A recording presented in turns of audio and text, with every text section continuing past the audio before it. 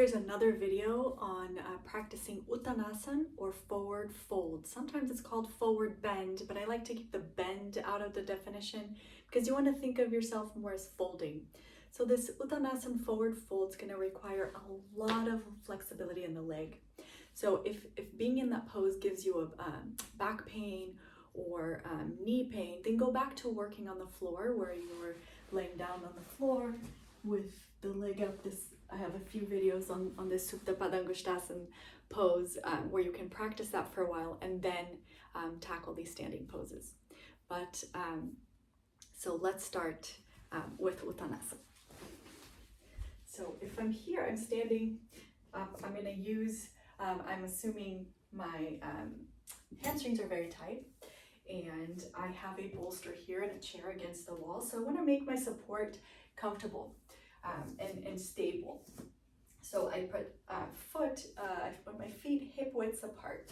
So they're not too close together or too far apart. They're just the same distance as my hips are and my feet. So feet hip widths apart. And I'm going to make my legs very active and very, very straight. So sometimes if you're hurting the lower back here and you have to bend the knees as an emergency, fine, but this is not how you should practice the pose. Practice the pose with your knees very, very straight, making sure you're not hyperextending the knee or the calf. And we'll start rotating the whole pelvis here on the head of the femur. And if those rotators are tight, that's going to be hard too. So just be gentle with yourself and breathe and learn how to release that tension instead of forcing down and rounding the back and hurting yourself or the body a little bit more.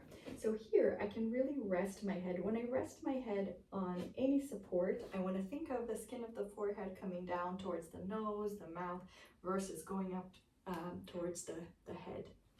So I can rest my head here. And what I want to do is I want to lift the chest. I'll link a video on lifting the chest. Make sure the tension here right behind the abdomen is released.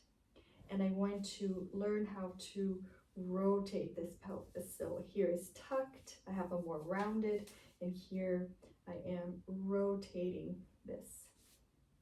So you're here. Once this is doable, that you can keep the back in its normal shape, not rounded, then you can proceed down a little bit more and all the way to the chair here.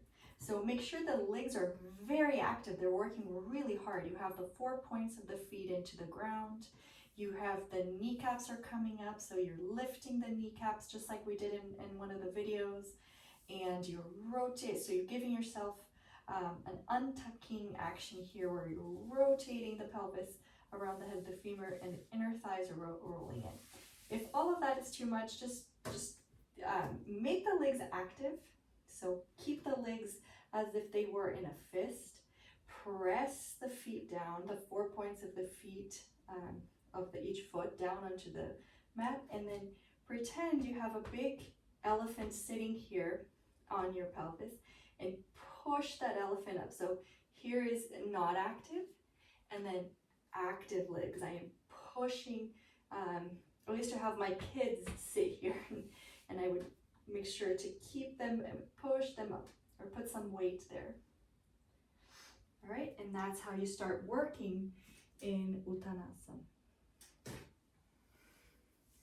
And other variations you can do is you can work with a belt and you can put the belt around your toes. All right, so you're working on the feet here, so you're learning, okay, let's make the feet active while working on this pose. So I kind of tug the belt apart so it spreads my feet apart and helps me to really ground my feet onto the mat. And with that, I keep the legs very active. So legs are not active, legs are very active. And I'm going to start coming down, right, folding forward into Uttanasana. And you can put a few blocks here. If you have a big table, you can actually lay down on the table and just rest here and then just work your legs. Just lift those sit bones up. So let's just say you were supported by, I'm sorry, by a table, or you can put more bolsters down, and you're really putting all the weight of your body into that into those bolsters, and working the leg. So lifting the leg, lengthening the leg, creating length, and then slowly the rotators here allow you to just release down versus just forcing down and hurting your, so you don't hurt your back in this pose. So here, you get this sensation that the hip bones are rolling into each other, right? And then this pose becomes just wonderful, and it actually helps this relaxation, and it helps with insomnia and all of that. It feels nice and not, it doesn't create more tension. So I hope that you can find your props that you like for Uttanasana, and then you can practice this pose, because it is such a nice pose to have in your toolbox when you need to use it for a more, not just for your, incorporate into your practice, but for relaxation or insomnia or any of those things.